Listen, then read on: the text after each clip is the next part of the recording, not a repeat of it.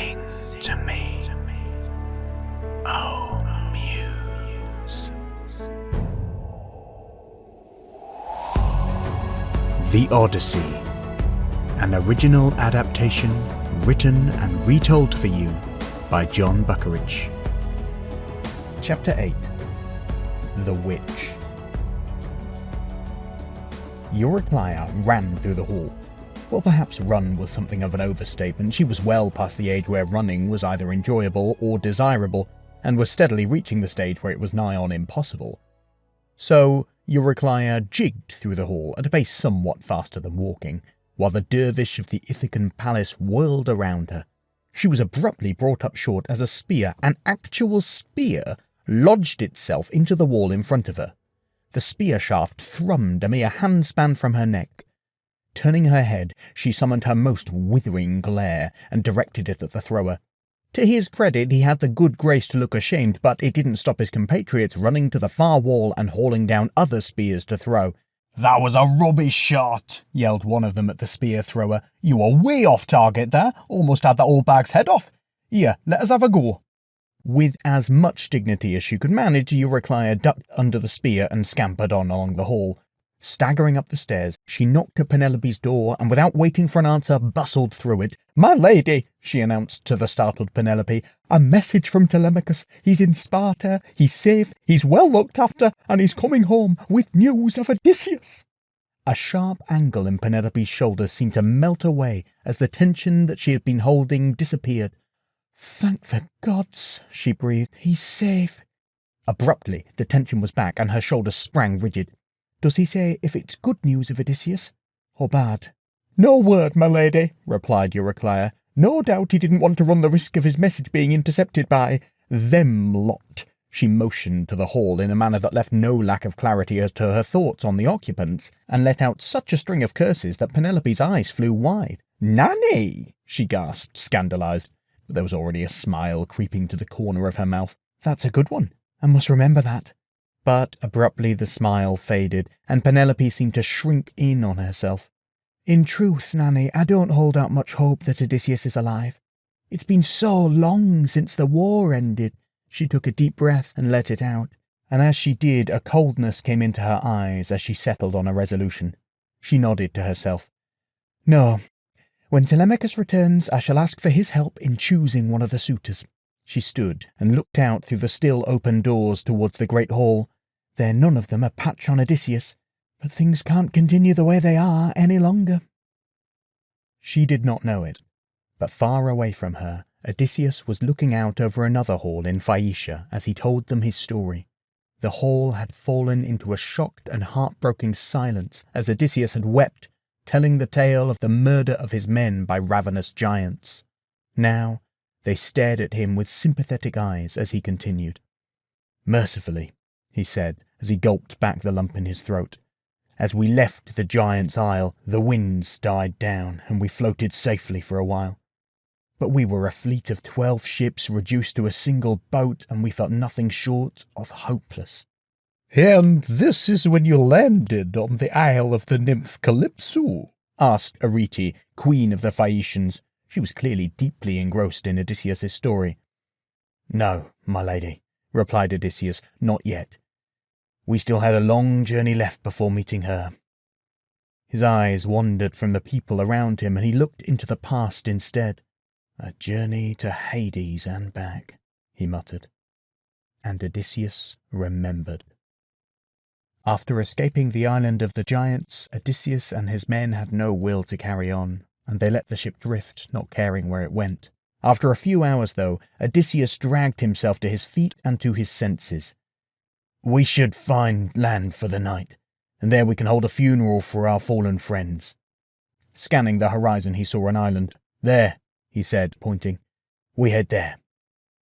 Gradually, the men began to move to their posts, and they landed their sole remaining ship on the unknown beach. As the sun set, they made a huge fire and poured out libations and sacrifices in memory of all the men they had lost. Then they fell into a deep and exhausted sleep. As dawn's rosy fingers caressed them awake, Odysseus rose and looked around.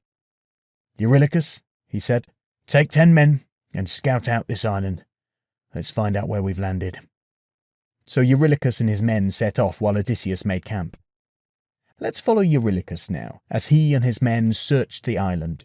They stalked through forests and along rivers, but they saw no signs of farm or fields and only animals for miles around. "Looks like the island's uninhabited," said one of the men. "Oh yeah," replied Eurylochus, looking up. "Then where's that smoke coming from?"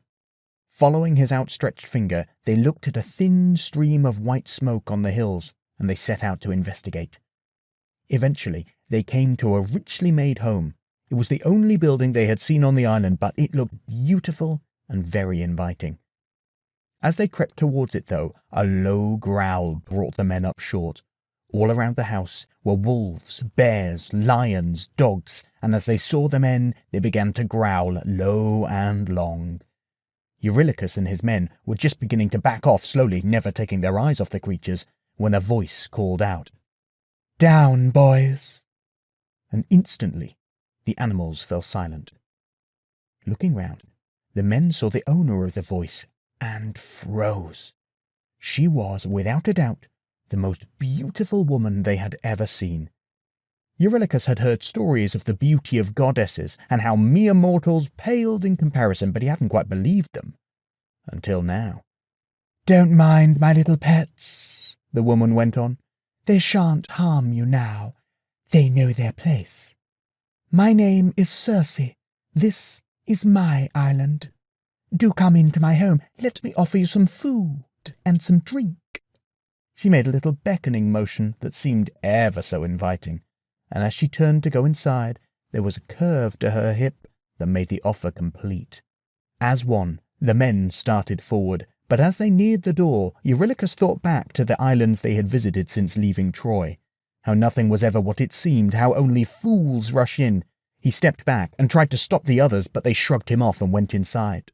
"Please," said Circe with a silvery smile, "eat, drink." And the men did. From outside, Eurylochus watched as the men gorged on the food laid out before them and, almost instantly, fell asleep. Eurylochus was shocked, but what happened next shocked him further as Circe stood and raised her hand. With a brilliant flash, a great wand of fine-wrought bronze appeared in it, and she struck the sleeping men with it one by one. For a moment, Eurylochus thought that she had struck them dead, but as he watched, their skin began to twitch. It began to wrinkle, and then stretch, and then rough, bristly fur burst straight out of it. There was a cracking noise as bones began to change and shift, and the men's clothes fell away as, with a grunt and a squeal, their transformation was complete. Open-mouthed, Eurylochus looked on in terror as he saw his men, his comrades, his friends, had been transformed into pigs. Backing away from the house and letting out a yelp of fear, Eurylochus turned and ran back to the ships as fast as his legs would carry him. "Eurylochus?" asked Odysseus as he reached the beach. "What happened? Where are the men?" Still trembling with fear, Eurylochus told the whole story. As he did, a strange glint came into Odysseus's eye, and he began to strap on his armour.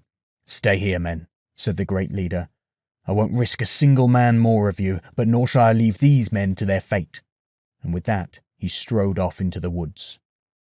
He had not gone far when a voice called out to him, "Hello!" In an instant his shield was up, and pivoting smoothly, his spear thrust forward towards the source of the sound. The movement was flawless. He knew it was. He'd practiced with the spear and shield every day since he was a boy, and 10 years of war in Troy had honed his skills to perfection. But where the spear should have landed and neatly thrust through his opponent, it stopped. There was a shimmering in the air, like the haze over boiling water. He blinked in confusion and watched as his spear began to change. Before his eyes, it turned into a bright, blooming flower in his hand. Odysseus threw the flower down and reached to grab his sword. "Oh, you really needn't bother," said the voice, "unless you want to be holding a whole bunch of flowers." Stepping into the light, Odysseus saw a tall, smooth-skinned man with shining eyes. "Hello, great-grandson," said the man. "It's been a while." "Hermes?" replied Odysseus in shock. "That's Lord Hermes to you, mortal," replied the god. "Don't think I'll let bad manners slide just because we're related." Odysseus dropped to one knee and stammered out, "I apologize, Lord Hermes. You shocked me, is all. To what do I owe this honour? Has Father Zeus a message for me?" "That's better," preened Hermes. "So nice to finally get some respect.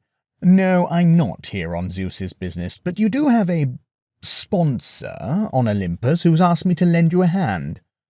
Tell me, Ithacan, what's your plan for defeating the goddess Circe when you reach her home?" Lamely, Odysseus motioned to the flower spear on the ground. "Ah, yes," replied Hermes dismissively. "Spears. Well, we all saw how effective that was against the gods, didn't we? She may be a lesser goddess, but she'd still make short work of you." He gave a sigh. "No, you'll need to be a little more clever if you want to succeed here, I'm afraid. But don't worry, I've been teaching tricksters a thing or two for centuries now. Listen closely." Sometime later, as evening began to fall, Odysseus walked up to the house of Circe. As Eurylochus had described, the beasts began to growl, and Circe stepped out into the entrance. She really was every bit as beautiful as Eurylochus had said. "Welcome," she breathed. "How nice to have another guest. Come." There was a certainty to her words that let Odysseus know that no one had ever refused her. Well, he thought, I won't start now. Stepping forward, he crossed the threshold into Circe's home. "Eat," said the vision of beauty. "Drink." And Odysseus did. "Now, weary traveller," the witch went on, "you must be feeling tired, must you not? Your eyes are heavy, your head begins to droop." Odysseus stared back at her, bright-eyed, and shook his head. Circe's eyes went wide. She looked uncertain. "Are you sure, traveller? Are you sure you're not extremely sleepy?" Odysseus grinned widely at her and shook his head. Abruptly, Circe's voice changed tone. "What in the name of Zeus's beard is going on here? Are you sure you're not sleepy? You don't need a nap or anything?" Odysseus grinned. He opened his mouth, lifted up his tongue, and pulled out the black-rooted moly plant Hermes had told him to place there to counteract Circe's poisons.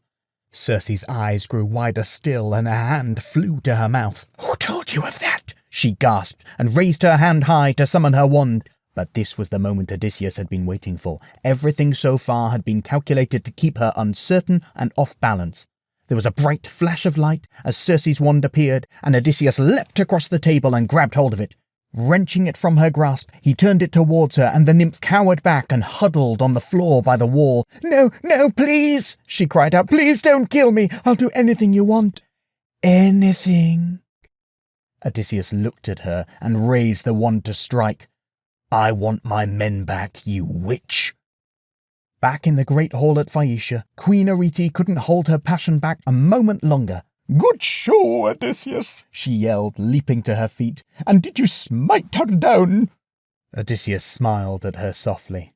"No, my lady. I made her swear an oath to help us that Hermes had told us even the gods would have to obey. Then she turned my men back into their true forms and became our host for a time." "So, when you mentioned a journey to Hades," King Alcinous chimed in, "this is what you referred to? Facing death by doing battle with a powerful goddess. You were being figurative." "Oh no, my lord," replied Odysseus. "I assure you that journey was quite real and still ahead of us."